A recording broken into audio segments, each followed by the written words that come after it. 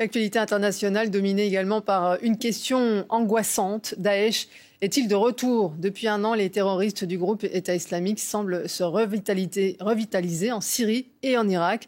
Avant d'accueillir notre invité, on fait le point avec Jean Chamoulou. De maison en maison, les forces démocratiques syriennes fouillent tous les recoins à la recherche d'armes, d'explosifs ou de signes d'appartenance au groupe État islamique. À Raqqa, l'ancienne capitale de Daesh en Syrie, les Kurdes traquent les djihadistes. 5 ans après la fin de leur régime de terreur, les islamistes menacent à nouveau la ville. Évidemment qu'on a peur pour nos familles, nos enfants, nos frères, nos proches et nos amis. Si l'État islamique revient, ce sera une catastrophe.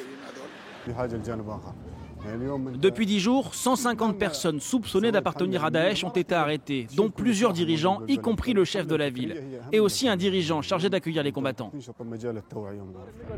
On pensait pourtant le groupe État islamique définitivement détruit après sa défaite en 2019 dans son dernier refuge de Baghouz, en Syrie. Mais en réalité, les combattants de Daesh ne se sont jamais totalement rendus. Dans certaines localités, le groupe État islamique réactive même ses cellules dormantes, comme il y a un an, lors de l'attaque de la prison de Hasakeh, au Kurdistan syrien. Leur objectif, libérer les prisonniers pour reformer leur armée. Il faudra plus de 10 jours aux forces kurdes pour reconquérir la prison. Cachés dans le désert ou dans les villes acquises à leur cause, les djihadistes ont reconstitué leurs forces, profitant de l'offensive turque au nord contre les Kurdes, la principale force militaire à les avoir combattus au sol. Autre zone d'influence de Daesh, les camps de prisonniers à l'ouest de la Syrie.